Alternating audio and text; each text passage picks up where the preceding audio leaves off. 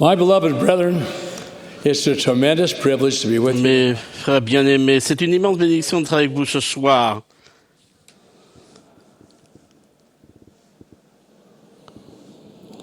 We who hold the priesthood of God Nous qui détenons la prêtrise de Dieu, nous constituons une grande unité, une grande fraternité. Nous lisons au verset 36 de la section 121 de Doctrine et Alliance que les droits de la prêtrise sont inséparablement liés au pouvoir du ciel. Fin de citation. Quel don merveilleux nous a été fait, celui de détenir la prêtrise qui est inséparablement liée au pouvoir du ciel.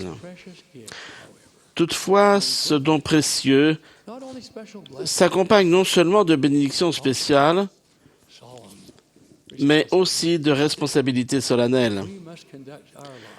Nous devons mener notre vie de manière à être toujours dignes de la prêtrise que nous détenons. Nous vivons à une époque où nous sommes entourés de beaucoup de choses destinées à nous inciter à suivre des voies qui peuvent nous conduire à la destruction.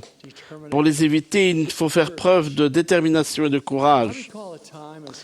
Je me rappelle une époque, et certains d'entre vous ici, ce soir, se le rappelleront aussi, où les principes de la plupart des gens étaient très semblables aux nôtres. Ce n'est plus vrai.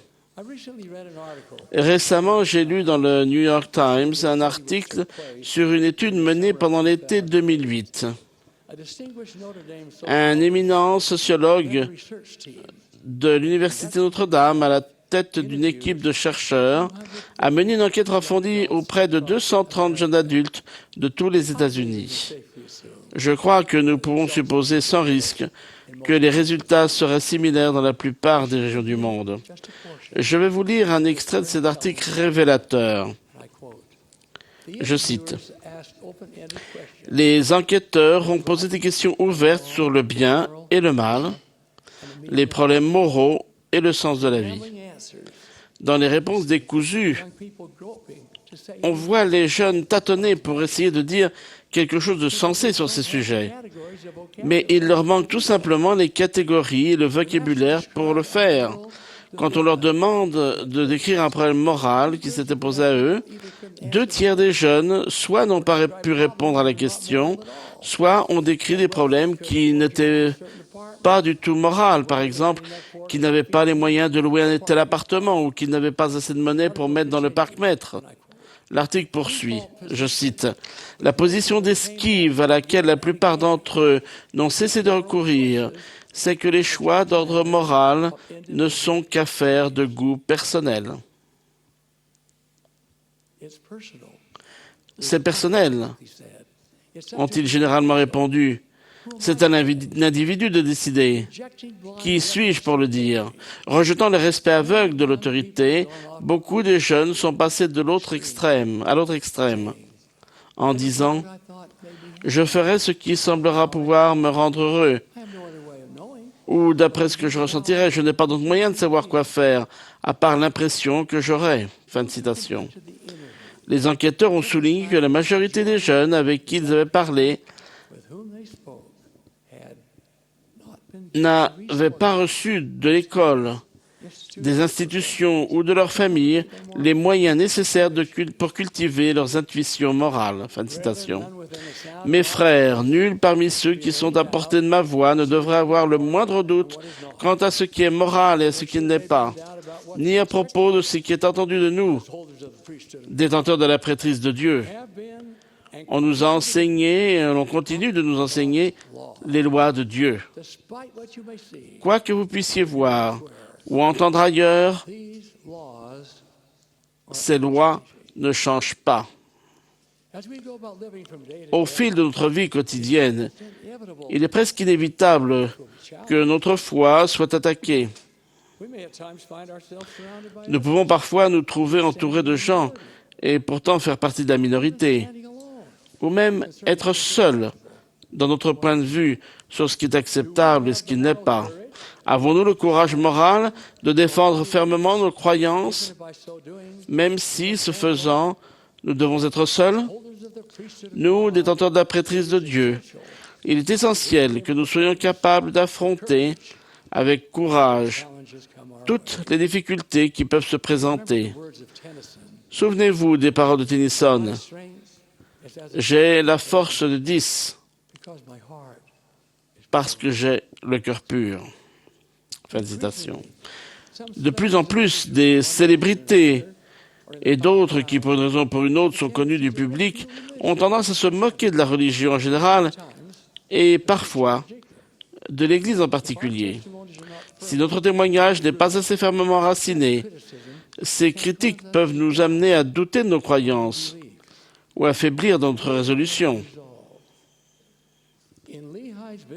Dans la vision qu'a eue Léhi de l'arbre de vie, rapportée dans 1er Néphi, chapitre 8, Léhi voit, entre autres, les gens qui se tiennent à la barre de fer jusqu'à ce qu'ils arrivent à prendre du fruit de l'arbre de vie, qui, nous le savons, est une représentation de l'amour de Dieu.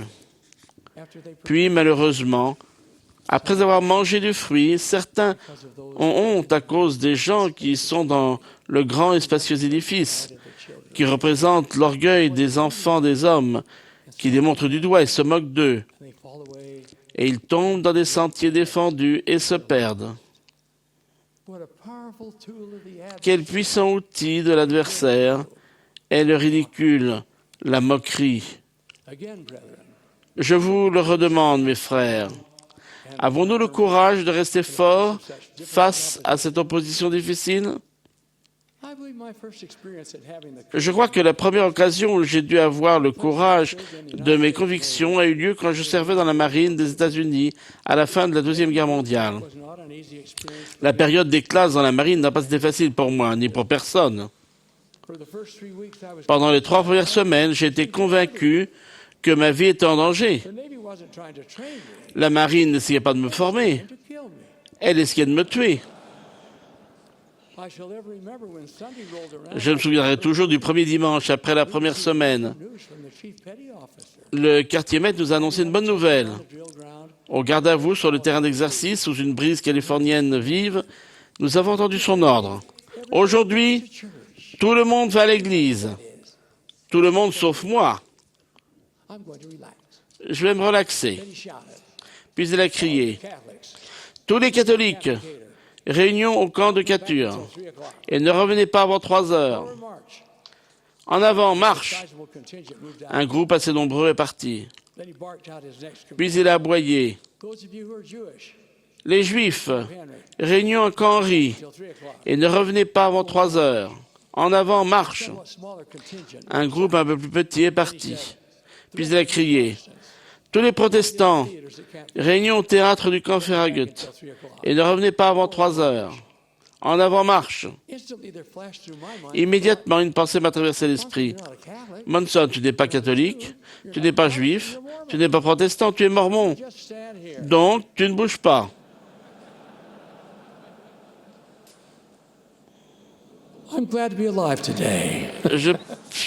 Je peux vous dire que je suis content d'être vivant aujourd'hui. Je peux vous assurer que je me suis senti complètement seul. Courageux, déterminé, oui, mais seul. Puis j'ai entendu les mots les plus doux que ce quartier-maître devait prononcer. Il a regardé ma direction et a demandé « Et vous les gars, vous êtes quoi ?» C'est alors que j'ai compris que je n'étais pas seul sur le terrain d'entraînement. Presque à l'unisson, nous avons tous répondu « Mormon !» Je peux à peine décrire la joie qui a rempli mon cœur lorsque je me suis retourné et que j'ai vu une poignée d'autres marins. Le quartier-maître s'est gratté la tête, l'air perplexe, mais a dit finalement « Bon, trouvez-vous un coin pour vous réunir et ne revenez pas avant 3 heures. En avant, marche !» Quand nous sommes partis, j'ai pensé aux paroles d'une poésie que j'avais apprise à la primaire bien des années avant.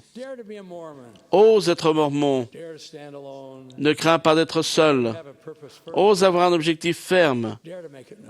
ose le faire savoir.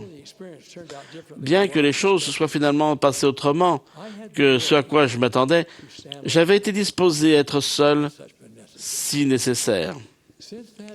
Depuis ce jour, à plusieurs occasions, je me suis retrouvé sans personne derrière moi.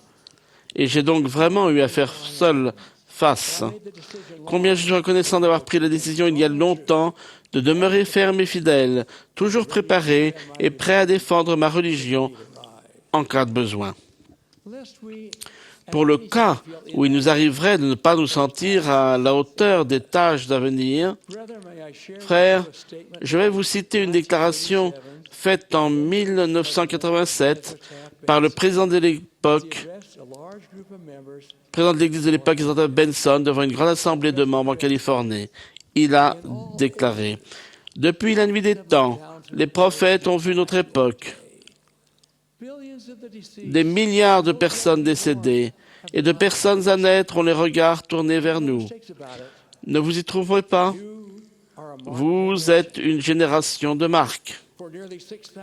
Pendant près de 6000 ans, Dieu vous a gardé en réserve pour que vous paraissiez dans les derniers jours précédant la seconde venue du Seigneur. Certaines personnes apostasieront, mais le royaume de Dieu demeurera intact pour accueillir le retour de celui qui en est le chef, à savoir Jésus-Christ.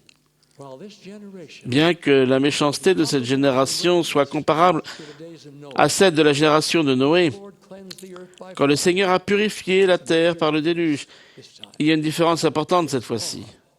Dieu a gardé pour la dernière ligne droite certains de ses enfants les plus forts qui aideront à assurer le triomphe du royaume. Fin de citation. Oui, frères, nous sommes certains de ces enfants les plus forts. Nous avons la responsabilité d'être dignes de toutes les bénédictions glorieuses que notre Père Céleste a en réserve pour nous. Chaque fois que nous allons quelque part, notre prêtrise nous accompagne.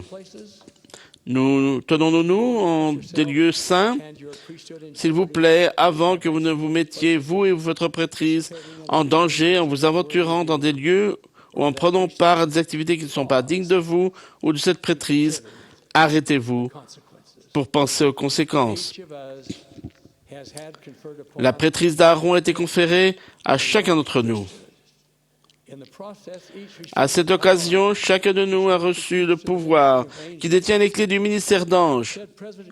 Gordon Binkley a dit « Vous ne pouvez pas vous permettre de faire quoi que ce soit qui fasse écran entre vous et le ministère d'ange en votre faveur.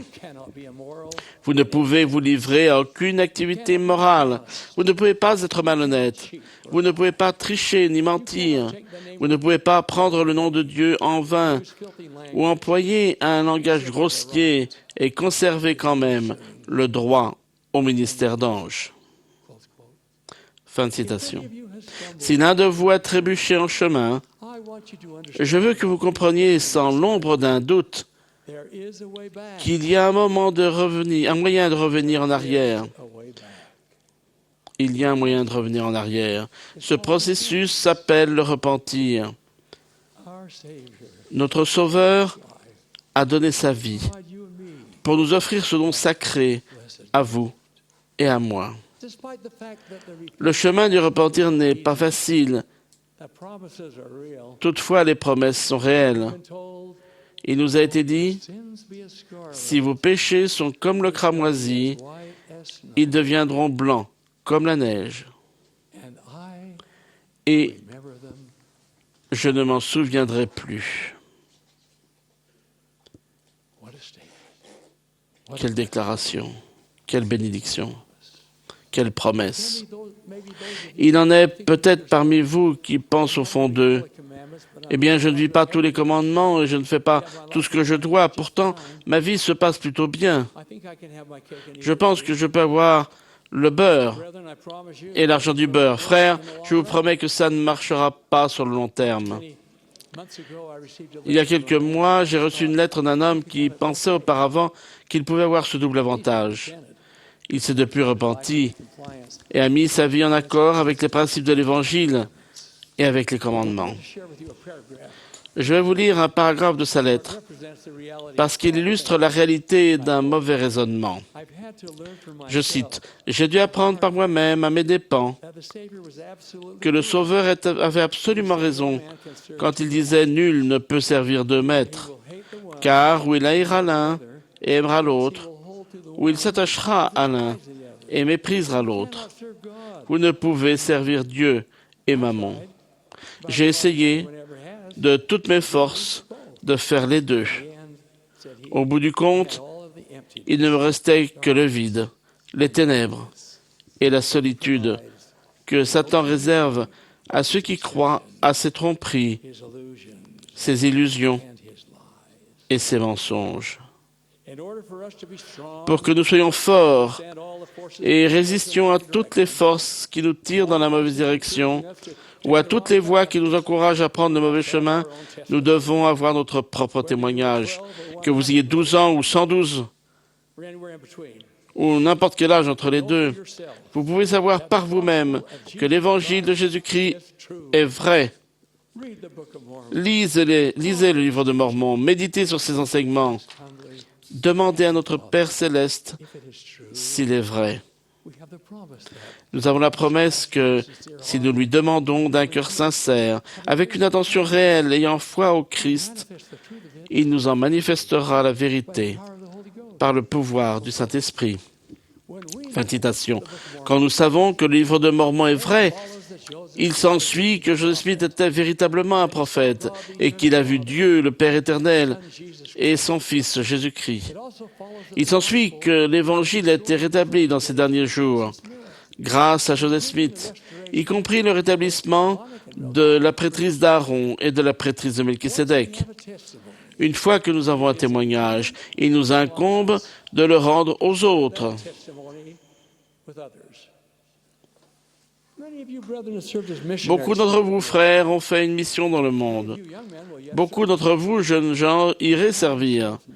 Préparez-vous maintenant pour cette occasion. make certain Assurez-vous d'être digne de servir. if we're prepared to share the gospel.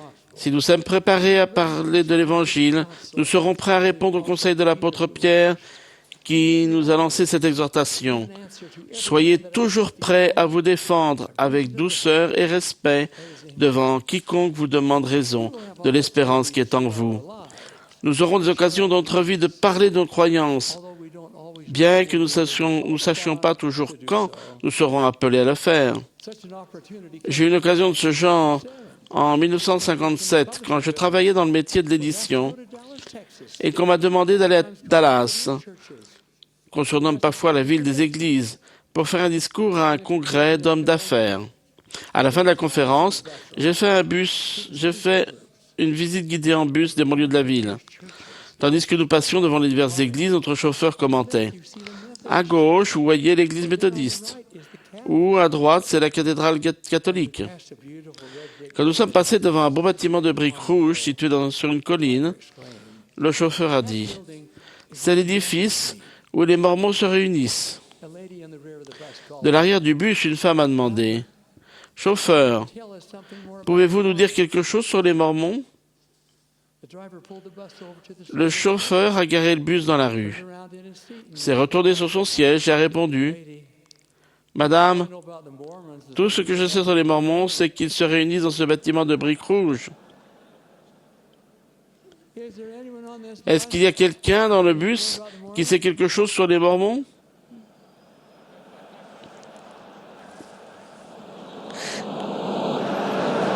I waited for someone to respond. J'ai attendu que quelqu'un réponde. I gazed at the expression on J'ai observé l'expression du visage de chacun, guettant un signe de reconnaissance, une indication d'un désir de faire un commentaire. Rien. I realized Je me suis rendu compte que c'était à moi de le faire, Apostle Peter de faire ce que l'apôtre Pierre avait suggéré. said always. Soyez toujours prêts à vous défendre avec douceur et respect devant quiconque vous demande raison de l'espérance qui est en vous. Realized the truth of the J'ai vu alors combien est vrai l'adage. that I learned it. When the time for decision, Quand le moment de décision est là, the time for preparation. il n'y a plus de temps pour la préparation. Et je l'ai bien appris cette fois-là. Pendant les 15 minutes qui ont suivi, j'ai eu l'honneur de rendre mon témoignage de l'Église et de nos croyances